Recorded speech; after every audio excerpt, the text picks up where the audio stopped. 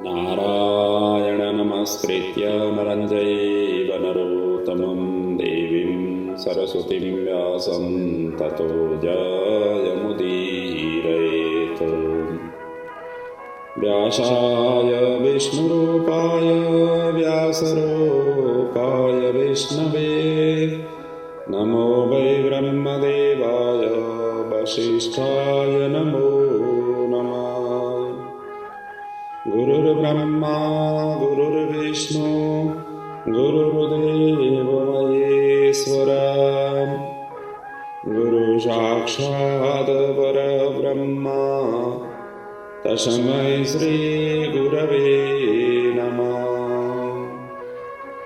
पुराणं दारुणं पुण्यं पवित्रं पापनाशनं श्रीमतां कामनापूरं श्रोतव्यं सर्वदैव हि।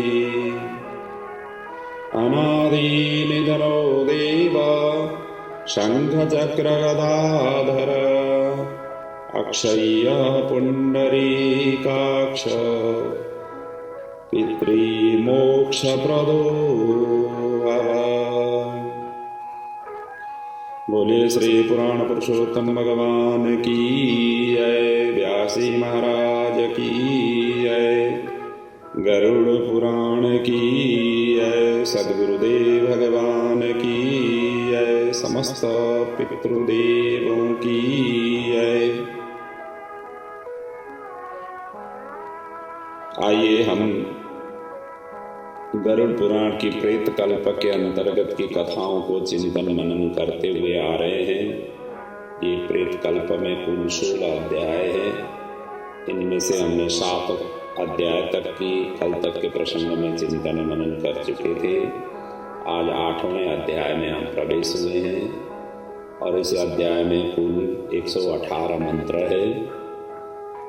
बड़ा ही अद्वितीय अद्भुत मृत्यु और मृत्यु के पश्चात मृत्यु पूर्व किए जाने वाले जितने भी कर्म हैं, किस तरीके से अपने परिवारजन स्वजन और खुद को भी करना चाहिए आदि इत्यादि का गहनतम और एक एक अंशों को जिस तरीके से साक्षात भगवान के मुखारविंद से अपने वाहन गरुड़ के पूछे जाने पर भगवान विष्णु ने जिस तरीके से वर्णन किया हुआ है, ये अब बड़ा ही अद्वितीय अद्भुत हमारे पुराण ग्रंथों का ये अमूल्य निधि है। और ऐसे अद्भुत प्रसंगों को श्रवण करते हुए चिंतन करते हुए हम जीवन को सहज बनाएं, सरल बनाएं। अंतिम क्षणों में हमें क्या कैसे सावधानी अपनानी चाहिए, इस जीवन के उत्तरार्ध की अवस्था में अंतिम क्षण में हमें कैसे क्या करने से हमारा सद्गति हो जाती है, नरक आदि का वास हमें नहीं भोगना पड़ता है आदि इत्यादि का ये मिसाल है। तो उसको चिंतन करके अपने शास्त्रीय ज्ञान, धर्मशास्त्र के ज्ञान और स्मृति ग्रंथों का ज्ञान स्वरूप इस पुराण स्वरूप पुराण इस ग्रंथ को हम चिंतन करें, क्योंकि यही प्रसंग अन्य स्मृति ग्रंथों में भी वर्णन है, धर्मशास्त्र में भी यही प्रसंग वर्णन है। हमारे जितने भी ग्रंथों का थोड़ा ऊपर नीचे होगा लेकिन वर्णन एक ही है, उसका भाव एक ही है। तो इसीलिए पुराण में ज़्यादातर डिटेल रूप से स्मृति में श्रुति में थोड़ा संक्षेप रहता है, स्मृति में थोड़ा डिटेल और पुराणों में और विस्तृत रूप से वर्णन किया हुआ होता है। इस प्रकार से हमें समझना चाहिए। तो आइए अभी आज 8वां अध्याय में हम प्रवेश हुए हैं। इस अध्याय में मूलतः आतुरकालिक मरणकालिक के समय में क्या कैसे दान करना चाहिए इसका विशेष रूप से इसमें वर्णन है। मृत्यु के सन्निकट में हमें क्या करना चाहिए, जब मृत्यु एकदम नज़दीक आ गया है तो अब उस समय क्या करना चाहिए, अंतिम क्षण में क्या करना चाहिए और उस समय किए जाने वाले कर्म, दान, भगवान नाम का स्मरण, कीर्तन आदि का क्या महत्व रखता है और शपथ नाम स्मरण से क्या हमें फल मिलता है अष्टमहादान और पंचधेनु दान का क्या महत्व है और वो कैसे किस समय किया जाना चाहिए, और इसके साथ साथ में धर्माचरण की महिमा का यहाँ पर वर्णन है। वैतरणी गोदान का जो प्रक्रिया है उसका भी यहाँ पर वर्णन है, और दान देते समय सत्पात्र को ही दान देना चाहिए आदि इत्यादि का भी विशेष रूप से यहाँ जोर देते हुए ये अध्याय में वर्णन किया हुआ है। 118 मंत्र हैं, थोड़ा सा समय इसमें शायद आज लग जाएगा, परंतु ये सारा अंतिम क्षणों में किए जाने वाले जितने भी कर्म हैं उन सभी का हमें ज्ञान इससे प्राप्त होगा। आइए गरुड़ जी यहाँ पर प्रश्न करते हैं। आमोस्मि किं क्रियां सर्वां वद शुक्रेति नाम मम कर्तव्याशा यथा पुत्रे तथा च कथय प्रभो। अपुत्रों के द्वारा क्या करना चाहिए, जिसके द्वारा अपने पूर्वजों की, अपने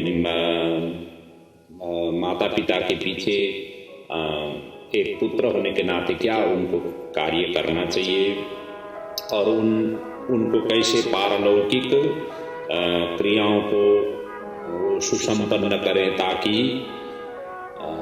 उनका सदगति हो आदि इत्यादि ये प्रश्न पूछे जाने पर भगवान अब आगे कहते हैं, हे गरुड़राज हे ताक्ष, मनुष्य के हित की दृष्टि से आपने बड़ी उत्तम प्रश्न पूछी है। धार्मिक मनुष्य के लिए करने योग्य जो कृत्य है वो सब मैं तुम्हें बताता हूँ। पुण्यात्मा व्यक्ति वृद्धावस्था को प्राप्त होने पर अपने शरीर को व्याधिग्रस्त और ग्रहों को प्रतिकूलता देख करके प्राणवायु को नाद न सुनाई देने पर, जो प्राणवायु है वो नाद, उसका नाद यदि सुनना हम नहीं सक रहे हैं या जब सुनाई नहीं देता है तो समझना चाहिए कि अब मृत्यु अवश्य निकट है, और उस समय निर्भय हो जाना चाहिए।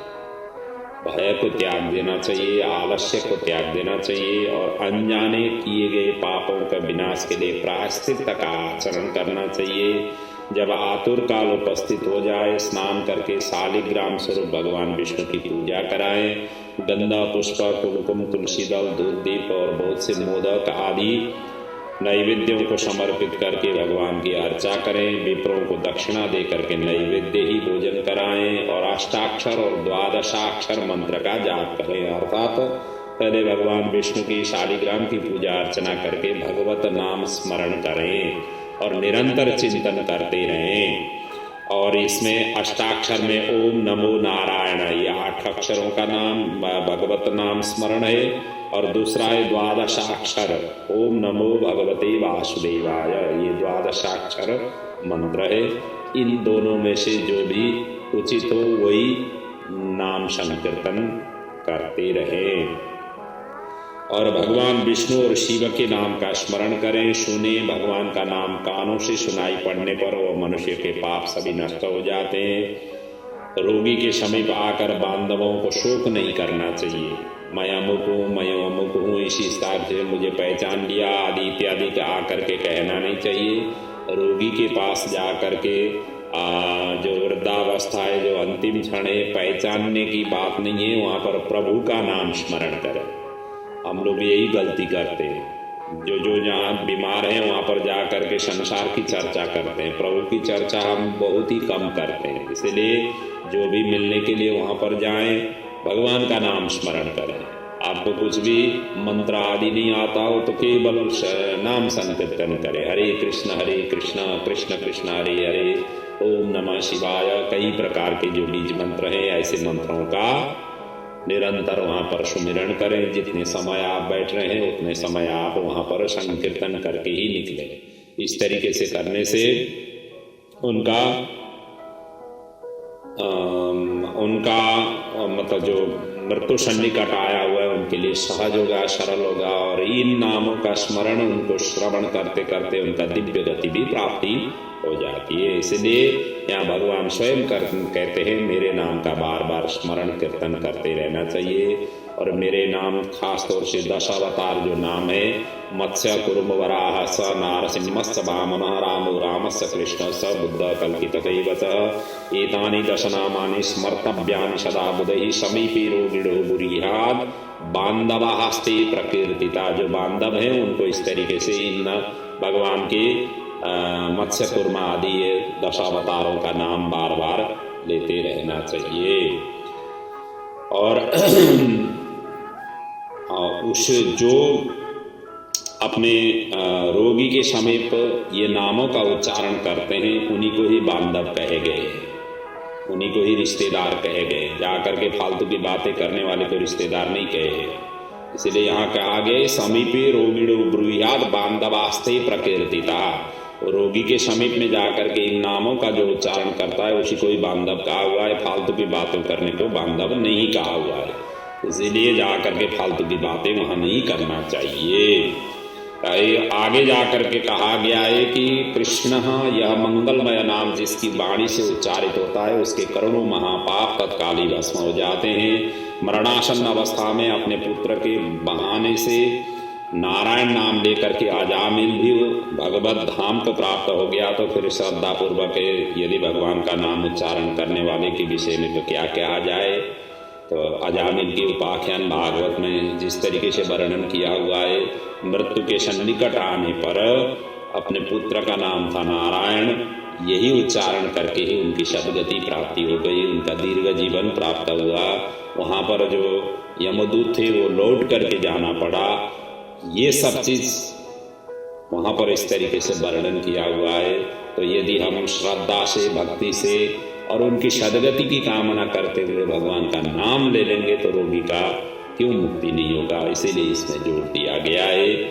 आगे जाकर के कहा गया है हरेर न हरेर हरि हरति पापानि दुष्ट चित्तैरपि स्मृतः अनिच्छायापि संपृष्टो दहति वही पावकः। कहा गया है कि दूषित चित्त वाले व्यक्ति के द्वारा भी स्मरण किए जाने पर भगवान उसके समस्त पापों को नष्ट कर देते हैं। जैसे अनिच्छा पूर्वक भी स्पर्श करने पर अग्नि जला देती है, अग्नि मतलब जलाता ही है, अग्नि का काम जलाना ही है। अग्नि को यदि आप नहीं चाहते हुए भी उसको स्पर्श करेंगे तो उसका काम जलाना है। उसी प्रकार भगवान का नाम भी यदि आप अनिच्छा पूर्वक भी रोगी के पास में जाकर के ले रहे हैं या ऐसे उच्चारण कर रहे हैं तो भी उनका उद्धार हो जाता है। इसलिए इसका नाम देते रहना चाहिए। हे द्विज, आगे जाकर के कहा हुआ है वासना के सहित पापों का समूल विनाश करने की जितनी शक्ति भगवान के नाम में, पाप की मनुष्य उतना पाप करने में समर्थ ही नहीं है। इसलिए इतना तो पाप उनसे हो ही नहीं पाता है और इतना शक्ति प्रभु के नाम में है, भगवान के नाम में है। आगे जाकर के कहा हुआ है उस समय यमदेव अपने किंकरों से कहते हैं हे दूतो हमारे पास नास्तिक जन को लाया करो, भगवान का स्मरण करने वाले मनुष्य के मेरे पास में नहीं ले आना, क्योंकि मैं स्वयं अच्युत केशव आदि नामों से स्मरण करते हुए उनका सतत चिंतन करता हूँ। ऐसा कहते हुए स्वयं यमदेव यमराज ही इस प्रकार से स्तुत स्तवन सतत करते हैं। अच्युतम केशवम राम नारायणम कृष्ण दामोदरम वासुदेवम हरिम श्रीधरम माधवम गोपिका वल्लभम जानकी नायकम रामचंद्रम भजे। कमल नयन वासुदेव विष्णु धरणिधराच्युत शंख चक्रपाणे भव शरणमितिरेयम ये वै त्यज भट दूरतरेण तान पापान। इस प्रकार से स्वयं धर्मराज ही भगवान का नाम सुमिरण सतत करते हैं। इसलिए जो भगवान के नाम स्मरण सतत करने वाले के ऐसे धर्मात्मा व्यक्ति को, ऐसे प्रभु भक्ति से समर्पित हुए व्यक्ति के को कभी भी मेरे पास नहीं ले आना। स्वयं धर्मराज ने इस प्रकार से आज्ञा और आदेश उनको दिया हुआ है। इसलिए यहाँ पर कहा गया है उन्हीं को ले आना जो ताना नयद्वशतो विमुखान मुकुंदा पादारविंद मकरंदर सादजस्रम निष्किंचनैः परमहंस कुलैरशङ्किर्जुष्टात् गृहे नीरव वर्तमनि बद्ध तृष्णान। अर्थात हे दूतो उसी को ले आना और जो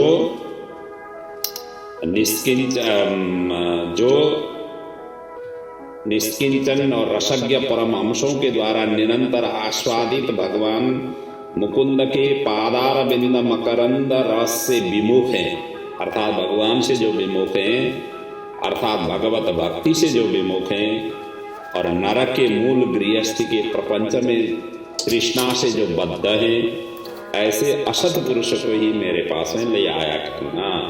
और इतना ही नहीं, जिह्वा न भक्ति भगवत गुण नाम धीयम चेतश्च न स्मरति तच्चरणारविंदम कृष्णाय नो नमति यस्सिर एकदापि तानानयद्व असतो कृत विष्णु कृत्यान।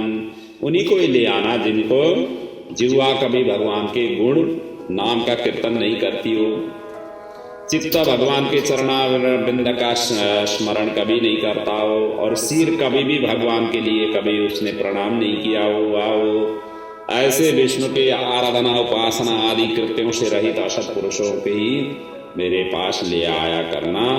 इसीलिए यहाँ पर भगवान कहते हैं, पक्षींद्र जगत में मंगल स्वरूप भगवान विष्णु का कीर्तन ही एकमात्र महान पापों का आत्यंतिक और ऐकांतिक निवृत्ति का प्रायश्चित है, ऐसा जानना चाहिए। और आगे जाकर के भगवान कहते हैं, नारायण से परांगमुख रहने वाले व्यक्तियों के द्वारा किए गए प्रायश्चित्ताचरण भी दुर्बुद्धि प्राणी को उसी प्रकार पवित्र नहीं कर सकते जैसे मदिरा से भरे घट को गंगा जी सदृश नदियां पवित्र नहीं कर सकती है। भगवान कृष्ण के नाम स्मरण से पाप नष्ट हो जाने के कारण जीव नरकों को नहीं देखते हैं, और स्वप्न में भी कभी यम और यमदूतों को नहीं देखते हैं। इसलिए कहा गया है, कृष्ण नामना न नरकम पश्यन्ति गत किल्बिषा यमं च तद्भटाश्चैव स्वप्नेपि न कदाचन।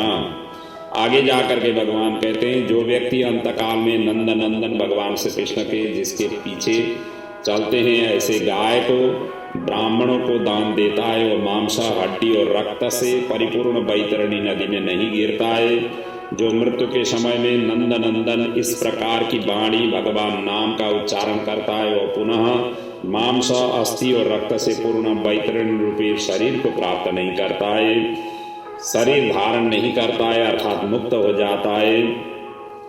इसलिए पापों के समूह को नष्ट करने वाले महाविष्णु के नाम का स्मरण करना चाहिए, गीता या विष्णु सहस्त्र नाम का पठन करना चाहिए, श्रवण करना चाहिए, एकादशी का व्रत, गीता, गंगा जल, तुलसी दल, भगवान विष्णु का चरणामृत, ये ना और नाम, ये मरण काल में मुक्ति देने वाले हैं, अर्थात मृत्यु के समय में इनका आश्रय लेना चाहिए।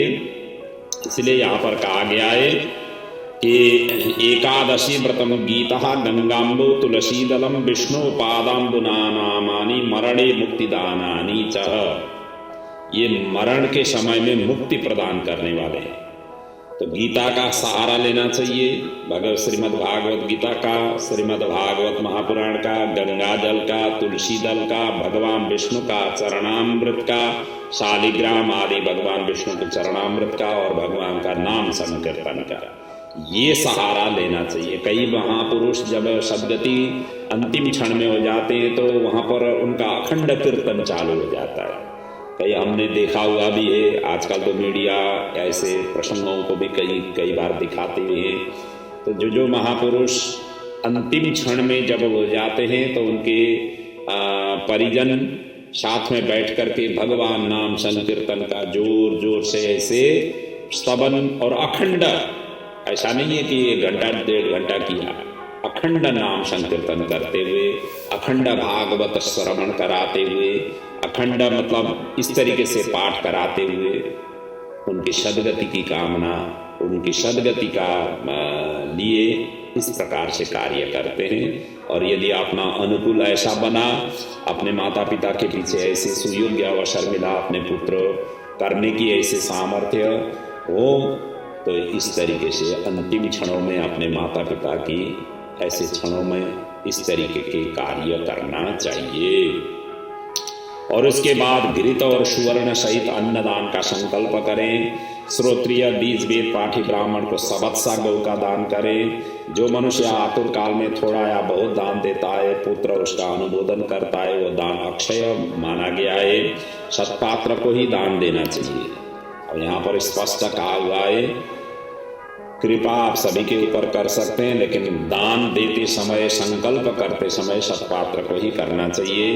अंतकाल में सभी प्रकार के दान दिलाएं। लोक में धर्मज्ञ पुरुष इसीलिए पुत्र के लिए प्रार्थना करते हैं। भूमि पर स्थित आदि आंख मूंदे हुए पिता को देख करके पुत्रों को उनके द्वारा पूर्व संचित धन के विषय में तृष्णा नहीं करना चाहिए। अर्थात पिताजी ने कमाया हुआ धन हम दान पुण्य नहीं करें, इस तरीके से तृष्णा नहीं करना चाहिए। सत्पुत्र के द्वारा दिए गए दानों के जब तक उसका पिता जीवित हो तब तक, और फिर मृत्यु के अनंतर आतिवाहिक शरीर से भी पारलौकिक में मार्ग में वह दुख नहीं प्राप्त करता है। इसलिए आतुरे चोपरागे च द्वयं दान विशिष्यते अतः अवश्य प्रदातव्यम अष्टदानम तिलादिकम। यहाँ पर कहा गया है आतुर काल और ग्रहण काल में ये इन दोनों कालों में दिए गए दानों का विशेष महत्व वर्णन है। इसलिए तिल आदि अष्टदान अवश्य देना चाहिए आतुर काल में, अर्थात अंतिम क्षण में। अब ये 8 प्रकार के दान कौन कौन है यहाँ पर कहा गया है। एक तो तिलों का दान, दूसरा है लोहा, तीसरा है सोना, चौथा है कपास, पांचवा है नमक, और छठवां है सप्तधान्य, सातवां है भूमि दान, और आठवां है गौदान। और इनमें से एक का दान भी यदि आप अष्टदान नहीं कर सके तो कोई एक भी दान भी कल्याणदायक माना गया है। इसलिए सप्तधान्यम क्षितिर्गावो एकैकम पावनम स्मृतिम, एक एक का ही महत्व है, लेकिन यदि आप सभी नहीं कर पाए तो कोई एक भी दान कर पाए तो भी कल्याणदायक है। अभी इनका क्या क्या महत्व है आगे वर्णन किया जा रहा है। अष्ट महादान महापापों का नाश करने वाला है, अंतकाल में इसे देना चाहिए। इस दानों का जो उत्तम फल है अब यहाँ क्रमशः भगवान वर्णन कर रहे हैं। तीनों प्रकार के पवित्र तिल मेरे पसीने से उत्पन्न हुए, भगवान के पसीने से तिलों का उत्पन्न हुआ है। इसलिए ममः स्वेदः समुद्भूतः पवित्रः त्रिविधः तिलः, ये 3 प्रकार के तिल, एक तो काले, एक ब्राउन, एक सफेद, ये 3 प्रकार के तिल होते हैं। और इसलिए असुरा दानवः दैत्या तृप्यन्ति तिलदानतः, ये असुर भी, दानव भी और दैत्य, ये तीनों प्रकार के लोग मतलब तिल दान से संतुष्ट हो जाते हैं। और श्वेता, कृष्ण और कपिल अर्थात भूरे वर्ण के तिलों का दान वाणी, मन और शरीर के द्वारा किए गए त्रिविध पापों का नष्ट कर देता है। तिलों दान से शारीरिक रूप से किया गया, मन से किया गया और वाणी से किया गया, ये तीनों प्रकार की पापों का प्रक्षालित अर्थात पापों का नष्ट करने वाला रहता है। आगे जा करके यहाँ सप्तधान्य का यहाँ पर उल्लेख किया गया। सप्तधान्य में कौन कौन सी अनाज आ जाते हैं इसमें कहा गया है। एक तो धान, दूसरा जौ, तीसरा गेहूं, चौथा मूंग, पांचवा उड़द, छठवां काकुन या कंगुनी और सातवां चना, ये सप्तधान्य कहे गए हैं। ये 7 प्रकार की धान्य। और आगे जाकर के कहा गया है लौह दानम च दातव्यम भूमियुक्तेन पाणिनः यमा सीमाम न चापनोति न क्षेत तस्य वर्त्मनि। अब लौह दान करने से क्या होगा, कहते हैं लौह का दान भूमि में हाथ रख करके देना चाहिए, अर्थात भूमि का स्पर्श करते हुए लोहे का दान करना चाहिए। ऐसा करने से वो जीव यम सीमा को नहीं प्राप्त कर होता है और यम मार्ग में नहीं जाता है। पाप कर्म करने वाले व्यक्तियों को निग्रह करने के लिए यम के हाथ में कुल्हाड़ी, मूसल, दंड, तलवार, छुरी आदि ऐसे अस्त्र ये लेकर के खड़े रहते हैं और इसी से ही प्रताड़ित करते हुए उनको कष्ट दे देते हैं। इसीलिए लोहे का दान करने से यमराज के आयुधों को संतुष्ट करने के लिए ये लोहे का दान देने का विधान है।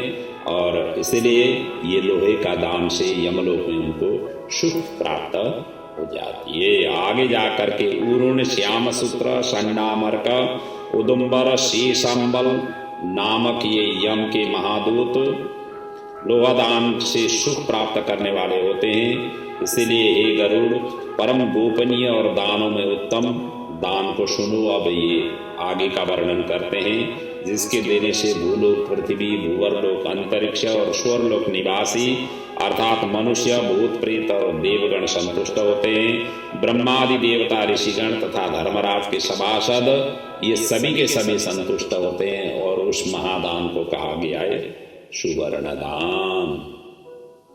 तस्मादेयं स्वर्णदानं प्रेतोद्धरण हेतवे न याति यमलोकं स स्वर्गतिं तात गच्छति। अर्थात स्वर्ण दान से संतुष्ट होकर के वो वरदान प्रदान करने वाले होते हैं। इसीलिए प्रेत के उद्धार के लिए स्वर्ण दान अवश्य करना चाहिए। स्वर्ण का दान देने से जीव यमलोक में नहीं जाता है, उसे स्वर्ग की प्राप्ति होती है। आगे जाकर के इतना ही नहीं, वह जीव सत्यलोक में निवास करता है और इस लोक में रूपवान यदि आना ही पड़े इस धराधाम में, तो रूपवान, धार्मिक, वाक्पटु, श्रीमान और अतुल पराक्रमी राजा होकर के उनका अर्थात ऐसे विशिष्ट कुल में उनका पैदाइश होता है। आगे जाकर के कपास दान, इसका यहाँ पर वर्णन कर रहे हैं। कपास का दान देने से यमदूतों से भय नहीं होता है। लवण का दान देने से यम से भय नहीं होता है। लोहा, नमक, कपास, तिल और स्वर्ण के दान से यमपुरी के निवासी चित्रगुप्त आदि संतुष्ट होते हैं। और आगे जाकर के सप्त धान्य प्रदान करने से धर्मराज और यमपुर के तीनों द्वारों पर रहने वाले अन्य द्वारपाल भी प्रसन्न हो जाते हैं। और ये सप्त धान्य में यहाँ पर जैसे पहले वर्णन किया हुआ है, ब्रीहयो यवगोधूमः मुदगः मासः प्रियंगवः चणाका सप्तमः गिया सप्तधान्य उदाहृतम। इस प्रकार से धान, जौ, गेहूं, मूंग, उड़द, कागुन और सातवां चना ये सप्तधान्य कहे गए हैं। जो व्यक्ति आगे जाकर के अब भूमिदान का विषय में यहाँ पर वर्णन कर रहे हैं। भूमिदान, जो व्यक्ति गोचर्म मात्र भूमि विधान पूर्वक सत्पात्र को देता है, वो ब्रह्म हत्या के पाप से मुक्त होकर के पवित्र हो जाता है, ऐसा मुनीश्वरों ने कहा हुआ है। ऐसा कहते हुए यहाँ पर गोचर्म भूमि कहा हुआ है। अब गोचर्म भूमि, कितना भूमि को गोचर्म भूमि कहा जाए, यहाँ पर इसका प्रमाण भविष्य पुराण में इस प्रकार से उल्लेख है कि गवाम शतम वृषः चैको यत्र तिष्ठत्यंत्रितः तद्गोचरमेति विख्यातम दत्तम सर्वाघनाशनम। ये कहा गया। कहते हैं कि गवाम शतम वृषः चैको, गवाम शतम अर्थात 100 गायें और एक बैल जितने भूमि पर स्वतंत्र रूप से रह सकें, बैठ सकें, विचरण कर सकें, उतनी विस्तार वाली भूमि को गोचर्म भूमि कहा गया है। और इतना दान करने वाले समस्त पापों को नाश करने वाले होते हैं, ऐसा यहाँ पर वर्णन है। इसलिए गोचर्म भूमि। और आगे जाकर के कहते हैं राज्य में किया हुआ अर्थात राज्य संचालन में राजा से होने वाले महापाप न व्रतों से, न तीर्थ सेवन से, न अन्य किसी दान से नष्ट होता है, लेकिन वह केवल भूमिदान से ही विलीन हो जाता है। जो व्यक्ति ब्राह्मण को धान्य पूर्ण पृथ्वी का दान करता है, वो देवताओं और असुरों से पूजित होकर के इंद्रलोक में जाता है। हे गरुड़, अन्य दानों का फल अत्यल्प होता है, लेकिन पृथ्वी दान का फल पुण्य दिन प्रतिदिन बढ़ता ही जाता है। पृथ्वी दानजम पुण्यम अहन्य हनि वर्धते, प्रतिदिन वो बढ़ता है। भूमि का स्वामी होकर भी जो ब्राह्मण भूमि नहीं देता है, अर्थात भूमि का स्वामी होकर के जो ब्राह्मणों को भूमि नहीं देता है, अर्थात अपने पास में भूमि होते हुए भी जो दान नहीं देता है, वो जन्मांतर में किसी ग्राम में एक कुटिया तक भी उन्हें नहीं प्राप्त कर लेता है, अर्थात नहीं प्राप्त होता है उसे। जन्म जन्मांतर में अर्थात प्रत्येक जन्म में वो दरिद्र होता है। भूमि का स्वामी होने के अभिमान में जो भूमि का दान नहीं करता, वो तब तक नरक में निवास करता है जब तक शेषनाग पृथ्वी को धारण करते हैं, अर्थात कल्पांत पर्यंत नरक में उन्हें बस न रहना पड़ता है। इसलिए भूमि के स्वामी को भूमिदान करना ही चाहिए। अन्य व्यक्तियों के लिए भूमिदान के स्थान पर मैंने गौदान का विधान बताया हुआ हूँ, और गौदान करना चाहिए। जो भूमि दान नहीं कर सकते उनको गौदान का विधान है, गौदान करना चाहिए। और इसके बाद अनंत धेनु का दान करना चाहिए, रुद्र धेनु देनी चाहिए, और ऋण धेनु और देकर मोक्ष धेनु का दान करना चाहिए, और विशेष विधान पूर्वक वैतरणी धेनु का दान करना चाहिए। अब अष्टदानों में दी जाने वाली गाय, एक तो अंत धेनु मृत्यु के दुख को दूर करने के लिए दी जाने वाली गाय रुद्र धेनु, ज्ञात अज्ञात ऋणों की मुक्ति के लिए ऋण धेनु, मुक्ति के लिए दी जाने वाली गाय मोक्ष धेनु, और वैतरणी को पार करने वाली वैतरणी धेनु कही गई है। इसलिए 5 प्रकार की धेनु दान का यहाँ पर वर्णन है, 5 प्रकार की गाय का दान का यहाँ पर वर्णन है। आगे जाकर के कहा गया है कि ये दानों में जो दी गई गौएं मनुष्यों को त्रिविध अर्थात आदि भौतिक, आदि दैविक और आध्यात्मिक ताप और कायिक, वाचिक और मानसिक पापों से मुक्त कराती है। मूलतः पाप ये तीनों ही प्रकार से होते हैं। पाप का जो मूल स्वरूप है यही है, रहता है, एक तो कायिक और दूसरा वाचिक और तीसरा मानसिक। मन से पाप होती है, वाणी से पाप होती है, और कायिक शरीर से पाप होती है। तो ये 3 प्रकार की पापों का समूल नष्ट ये 5 प्रकार की गौदान मतलब धेनुदान से हो जाती है। और इतना ही नहीं, बाल्यावस्था में, कुमारावस्था में, युवावस्था में, वृद्धावस्था में, अथवा दूसरे जन्म में, रात में, प्रातःकाल, मध्याह्न, अपराह्न, दोनों संध्या काल में शरीर, मन और वाणी से जो जो पाप किए गए वो सभी पाप तपस्या और सदाचार से युक्त वेदविद ब्राह्मणों को दान सामग्री सहित सबत्सा और दूध देने वाली कपिला गौ की एक बार दान देने से सभी के सभी नष्ट हो जाते हैं। दानों में दी गई वह गौ अंत काल में गोदान करने वाले व्यक्ति का संचित पापों से उद्धार कर देती है। इसलिए कहा गया है, एकहा गौ स्वस्थ चित्तस्य आतुरस्य च गोशतम सहस्रम म्रियमाणस्य दत्तम चित्त विवर्जितम। यहाँ कहा गया है कि स्वस्थ चित्तावस्था में दी गई एक गौ, आतुर अवस्था में दी गई 100 गौ, और मृत्यु काल में चित्त विवर्जित व्यक्ति के द्वारा दी गई 1000 गौ, और मरणोत्तर काल में दी गई विधि पूर्वक 1,00,000 गौ के दान का फल बराबर होता है। इसलिए यहाँ पर यही कहा गया है, स्वस्थ अवस्था में ही गोदान करने का विशेष रूप से महत्व दिया गया है।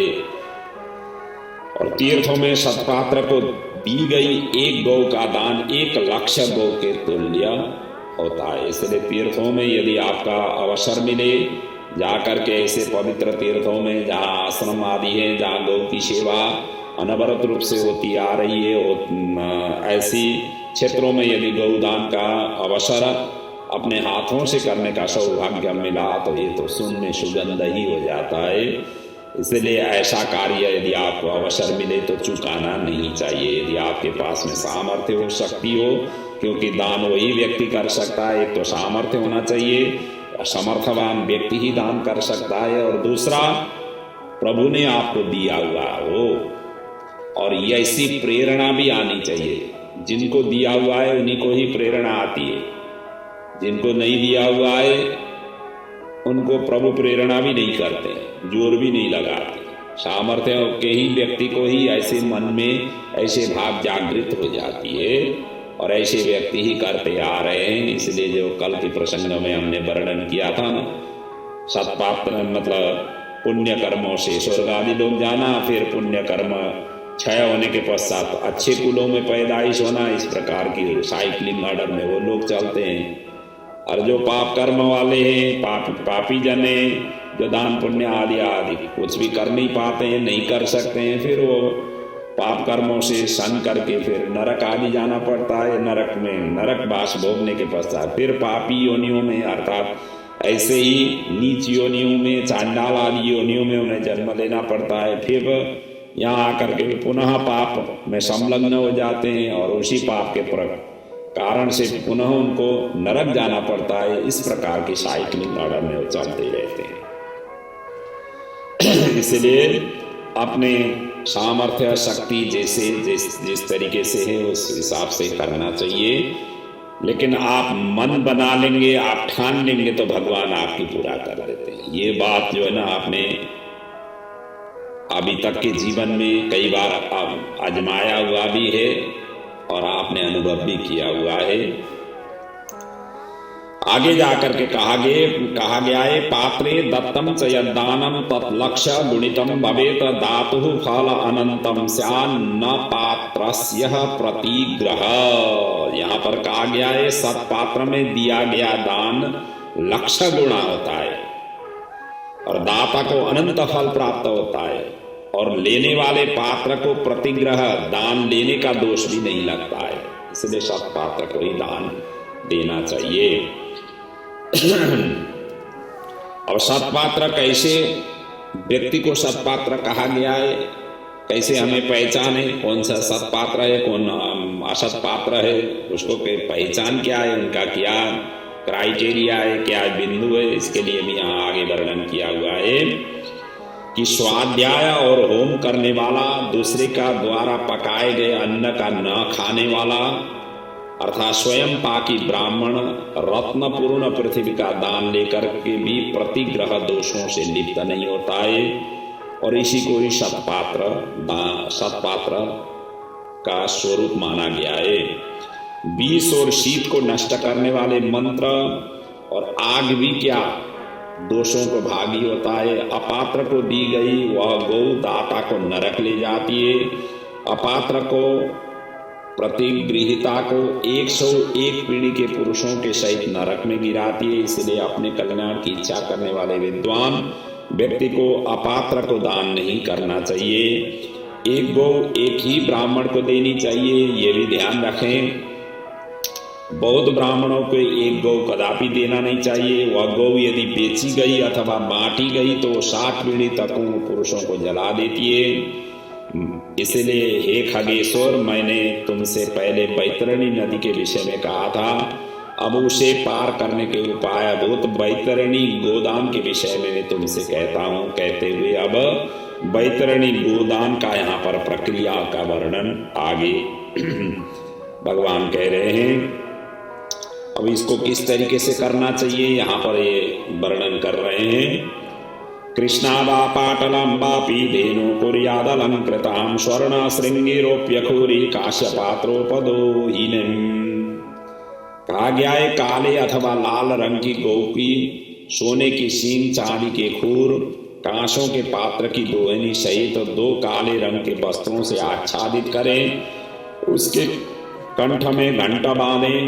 कपास से ऊपर वस्त्र सहित ताम्र पात्र को स्थापित करके वहां लोह दंड सहित सोने की यम मूर्ति भी स्थापित करें, और कांस के पात्र में घृत रख करके या ताम्र पात्र के ऊपर रखें। ईख की नाव बना करके रेशमी सूत्र से उसे बांध करके भूमि पर खड्डा खोदें और उसमें जल भर करके वह ईख की नाव उसमें डालें, और उसके समीप सूर्य की देह से उत्पन्न हुई धेनु को खड़ी करके शास्त्रीय विधान के अनुसार उसको मतलब दान का संकल्प करें। ब्राह्मण को अलंकार वस्त्र का दान दें।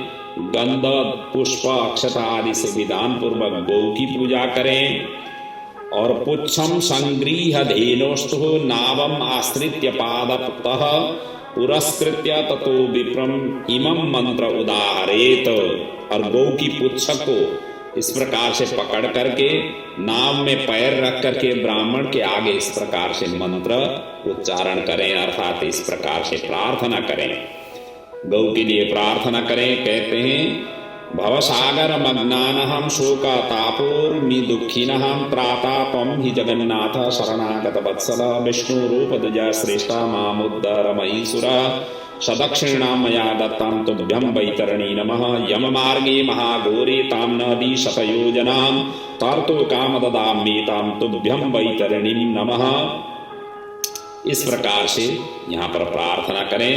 भवसागर मग्नानां, हे जगन्नाथ, ये शरणागत वत्सल, भवसागर में डूबे हुए शोक संताप की लहरों से दुख प्राप्त करते हुए जनों का आपकी रक्षक हैं।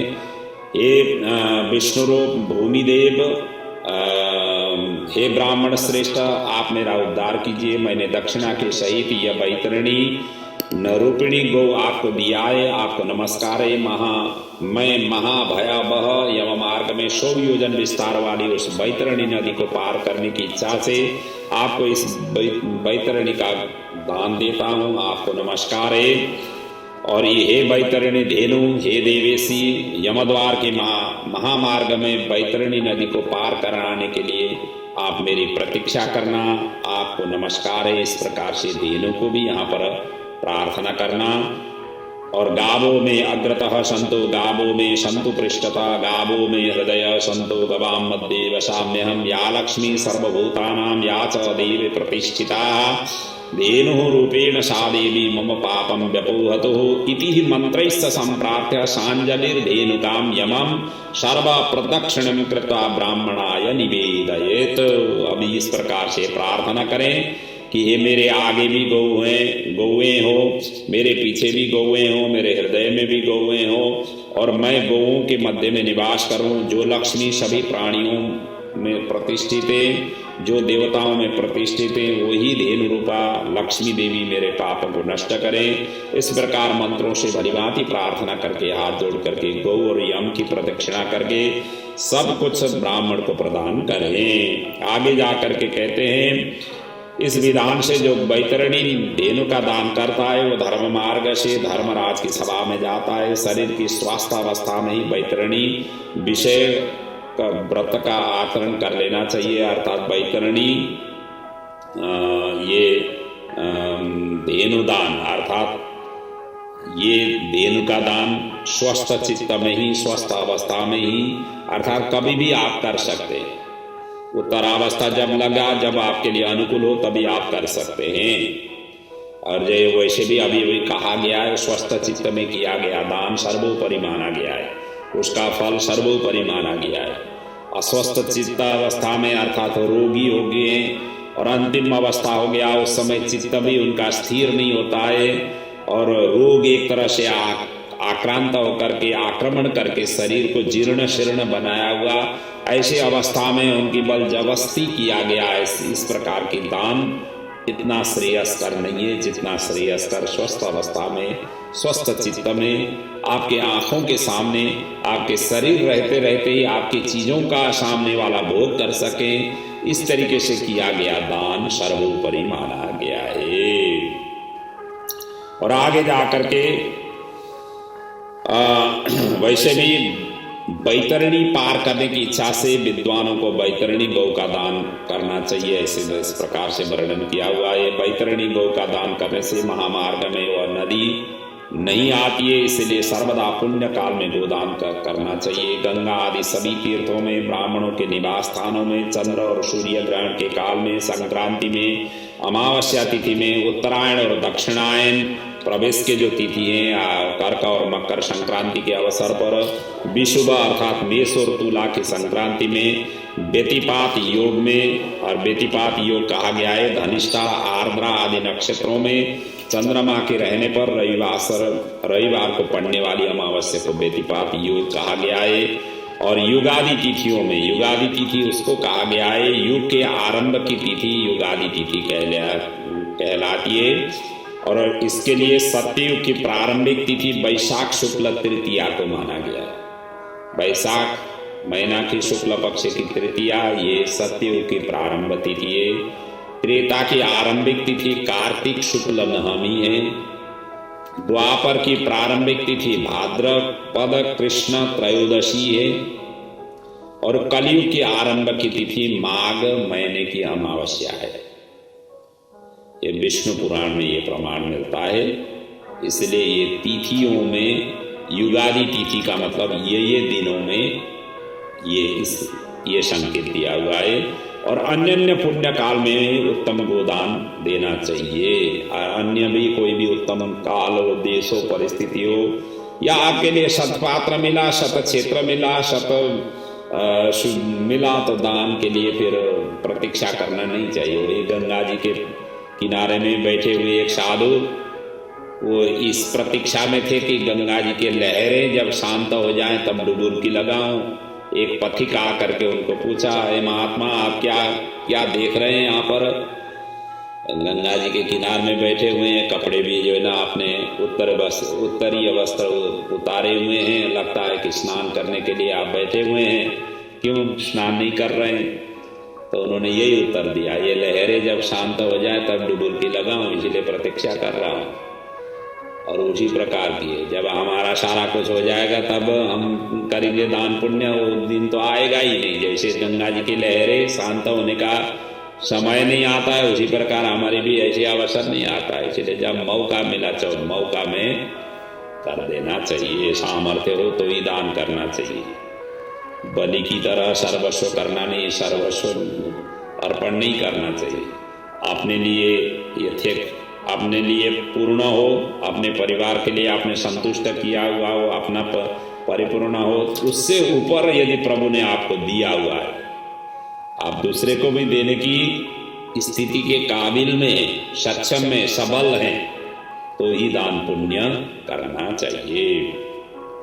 और आगे जाकर के कहा गया है, जब कभी भी श्रद्धा उत्पन्न हो जाए, जब भी दान के लिए सुपात्र प्राप्त हो जाए, वही समय दान के लिए पुण्य काल कहा गया है, क्योंकि संपत्ति अस्थिर माना गया है। यदैव जायते श्रद्धा पात्रम संप्राप्यते यदः सैव पुण्य काल स्यात् यतः संपत्ति अस्थिरा। ये अस्थिर संपत्ति माना गया। लक्ष्मी तो चंचला है, इसीलिए लक्ष्मी चंचला, लक्ष्मी को अस्थिर कहा गया है। और शरीर भी नश्वर है। अस्थिराणि शरीराणि विभवो नैव शाश्वत नित्यम सन्निहितो मृत्यु कर्तव्यो धर्म संचय। इसलिए क्या, शरीर नश्वर है, संपत्ति सदा रहने वाली नहीं है, और मृत्यु प्रतिक्षण निकट आती जा रही है। ऐसा नहीं है कि हम मृत्यु लंबे समय तक रहने वाला, ऐसा नहीं है। हम प्रति क्षण, प्रति सेकेंड, प्रति मिनट हमारा मृत्यु सन्निकट आ रहा है। ऐसा जानते हुए धर्म का संचय करना चाहिए। अपनी धन संपत्ति के अनुसार किया गया दान अनंत फल देने वाला होता है। इसलिए अपने कल्याण की इच्छा रखने वाले व्यक्ति विद्वान ब्राह्मणों को दान देना चाहिए। दान सदैव सत्पात्र को ही देना चाहिए। दया आप सभी के ऊपर कर सकते हैं। दया के हिसाब से किसी को भी आप हेल्प कर सकते हैं। आपके अंदर में करुणा आ गया, आपके अंदर में ऐसी भाव जागृत हुआ, तो आप किसी के ऊपर भी दया कर सकते हैं। लेकिन यदि दान करना हो, संकल्प पूर्वक सत्पात्र को ही करना चाहिए। यही गरुड़ पुराण ने यहाँ पर स्पष्ट करके बताया हुआ है। आगे जाकर के कहा गया, अपने हाथों से अपने कल्याण के लिए दिया गया अल्प वित्त वाला वह दान भी अक्षय होता है, और उसका फल भी तत्काल प्राप्त होता है। दान रूपी पाथे को लेकर के जीव महामार्ग में सुखपूर्वक जाता है। दान रूपी पाथे रहित प्राणी को यम मार्ग में क्लेश प्राप्त होता है।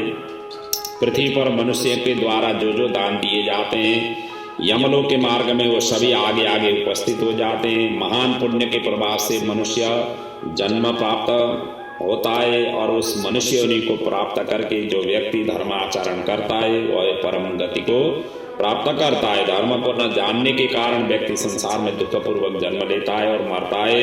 केवल धर्म के सेवन से ही मनुष्य का जीवन सफल माना गया है। मनुष्य जन्म साफल्यम केवलम धर्म सेवनम। धनपुत्र कलत्रादि शरीरम अपि बांधवः अनित्यम सर्वमेवेदं तस्मात् धर्मम समाचरेत। कहा गया है, धन, पुत्र, पत्नी, बांधव, ये शरीर, ये सभी के सभी अनित्य है। ये सदा सर्वदा साथ में रहने वाले नहीं है, इसलिए इनको अनित्य कहा गया। इसलिए धर्माचरण ही केवल नित्य है, और उसी को ही, वही हमारे साथ में जाने वाला है। जब तक मनुष्य जीता है तब तक बंधु बांधव, पिता माता आदि का संबंध रहता है। मरने के अनंतर क्षण मात्र में ही संपूर्ण स्नेह संबंध निवृत्त हो जाता है। इसलिए जीवितावस्था में ही अपने आत्मा ही अपना बंधु है, इसे बार बार विचार करना चाहिए। मरने के अनंतर कौन उसके उद्देश्य से दान देगा। इसीलिए अपना कल्याण खुद को ही करना चाहिए। आत्मैवः आत्मनो बंधु इति विद्यान मुहुर्मुहुर्। हमारा कल्याण करने वाला अपना आत्मा ही है। इसलिए ये बार बार आपको चिंतन करते रहना चाहिए, और ऐसा जान करके अपने हाथों से ही सब कुछ दान देना चाहिए, क्योंकि जीवन अनित्य है। बाद में उसकी मृत्यु के पश्चात कोई भी उसके लिए दान नहीं देगा। मृत शरीर को काठ ढेले के समान पृथ्वी पर छोड़ करके बंधु बांधव विमुख होकर के लौट जाते हैं। केवल धर्म ही उसका अनुगमन करता है। धन संपत्ति घर में ही छूट जाती है। धनानि भूमो पशवश्च गोष्ठे भार्या गृहे द्वारी जनः श्मशाने। इसीलिए कहा गया है कि ये सारा कुछ यहीं पर छूट जाता है और सभी बंधु बांधव श्मशान में छूट जाते हैं। श्मशान तक के ही वो सहयात्री होते हैं। और प्राणी के द्वारा किया हुआ शुभ अशुभ कर्म ही धर्मानुगो गच्छति जीव एकः। अर्थात गृहाद अर्था निवर्तन्ते श्मशानात् सर्वबान्धवः शुभाशुभं कृतं कर्म गच्छन्तम् अनुगच्छति। उनके शुभ और अशुभ कर्म ही उनके साथ में जाने वाला है। इसलिए शुभ कर्म करते हुए, धर्म का आचरण करते हुए, जीवन रहते हुए ऐसे कार्य करते हुए जाना चाहिए। आगे जाकर के कहा गया है शरीर आग से जल जाता है किंतु किया हुआ कर्म साथ में रहता है। प्राणी जो कुछ पाप अथवा पुण्य करता है उसका वह सर्वत्र भोग प्राप्त कर लेता है। इस दुखपूर्ण संसार सागर में कोई भी किसी का बंधु नहीं है। अपने आप में प्राणी अपने कर्म बंधन से संसार में आता है और फल भोग से कर्म का क्षय होने पर पुनः चला जाता है, मृत्यु को प्राप्त हो जाता है। माता पिता पुत्र भाई बंधु पत्नी आदि का परस्पर मिलन प्याऊ पर एकत्र हुए जंतुओं के समान अथवा नदी में बहने वाले काष्ठ समूह के समान नित्यांत चंचल अर्थात अस्थिर है। किसके पुत्र, किसके पौत्र, किसकी भार्या, किसका धन, संसार में कोई किसी का नहीं है। इसलिए अपने हाथों से स्वयं दान करना चाहिए। कस्य पुत्राश्च पौत्राश्च कस्या भार्या धनम च वः संसारे नास्तिकः कस्या स्वयं तस्मात् प्रदीयताम् पराधीन धने जाते न किंचित वक्तुमुत्सहेत। अर्थात जब तक धन अपने पास में है, अपने अधीन में है, तब तक ही ब्राह्मण को दान दे सकते हैं, कर सकते हैं। ऐसे सत्पात्र को दान दे सकते हैं क्योंकि धन दूसरे के अधीन या पराया का हो जाने पर तो दान देने के लिए कहने का उत्साह उनके पास में होता भी नहीं है। इसलिए पूर्वजन्म कृत दान अत्र लब्धम धनम बहु तस्मादेव परिज्ञाय धर्मार्थम दीयताम धनम। धर्मात् प्रजायते अर्थश्च धर्मा कामो विजायते धर्म एवापवर्गाय तस्मात् धर्मम समाचरेत। कहा गया है पूर्व जन्म में किए हुए दान के फलस्वरूप यहाँ बहुत सारे धन हमें प्राप्त हुआ है। ऐसा जान करके आपको धर्म के लिए दान पुण्य करना चाहिए। धर्म से अर्थ की प्राप्ति होती है, धर्म से काम की प्राप्ति होती है, धर्म से ही मोक्ष की प्राप्ति होती है। इसलिए धर्माचरण सदा सर्वदा करते रहना चाहिए। धर्म श्रद्धा से धारण किया जाता है, बहुत सी धनराशि से नहीं। इसलिए श्रद्धया देयम श्राद्धम, श्रद्धया देयम इति श्राद्धम, श्रद्धा पूर्वक करना चाहिए। ऐसा नहीं है कि कहीं शास्त्रों में पढ़ा, किसी पंडित ने बोला तब जाकर के दान पुण्य, ऐसा नहीं। आपके अंदर से आना चाहिए। अंदर से यदि आपके भाव जागृत हुआ तो ही दान करना चाहिए। ये भी बात है, जबरदस्ती नहीं करना चाहिए, ये भी बात है। इसलिए यहाँ पर स्पष्ट कहा हुआ है श्रद्धा से धारण किया जाता है, तो मतलब श्रद्धा से ही करनी चाहिए और बहुत सी धनराशि से नहीं। अकिंचन मुनिगण भी श्रद्धावान होकर के स्वर्ग को प्राप्त हुए हैं। इसलिए जो मनुष्य पत्रम पुष्पम फलम तोयम यो मे भक्त्या प्रयक्षति तदहम भक्त्योपाहृत स्नामी प्रियतात्मनः। जो भी व्यक्ति प्रभु को पत्र पुष्प ही क्यों न हो ऐसा भक्ति भाव से समर्पित कर लेता है, गए उस पदार्थ को भगवान स्वयं ग्रहण कर लेते हैं। द्रौपदी ने पत्र पत्ती अर्पण किया था, उन्होंने शाक ग्रहण किया था। गजेंद्र ने पुष्प, गजेंद्र के पास में क्या था, जब ग्राह ने उनको पकड़ लिया तो उन्होंने कमल के पुष्प को तोड़ करके भगवान को अर्पण किया। और पत्रम पुष्पम फलम, फल किसने अर्पण किया था, जूठे फल शबरी ने, उसने जूठे फल शबरी ने अर्पण करके भगवान को प्राप्त किया। और तोयम, तोयम कहते हैं रंती देव ने जल प्रदान किया था। ये बड़े महाप्रतापी राजा हुए तो उन्होंने ये जल प्रदान किया था। इस प्रकार से उन्होंने भगवान की प्राप्ति की थी। इसलिए यदि हम भक्ति पूर्वक पत्र भी दे, पुष्प भी दे, भगवान के नाम से कोई भी हम अर्पण करें, यही महापुण्य हो जाता है। महत्व इससे पुण्य प्राप्त हो जाता है। इसलिए ऐसा करना चाहिए और श्रद्धा से करना चाहिए। श्रद्धा विहीन किया गया, अश्रद्धाया हुतम दत्तम, अश्रद्धा से दिया गया सभी की सभी कहा गया है खड्डे में चला जाता है। आगे जाकर के कहा गया इसलिए विधि विधान पूर्वक अवश्य ही दान देना चाहिए, थोड़ा हो या अधिक, इसमें कोई गणना नहीं करना चाहिए। जो पुत्र पृथ्वी पर पड़े हुए आतुर पिता के द्वारा दान दिलाता है वह धर्मात्मा पुत्र देवताओं के लिए भी पूजनीय होता है।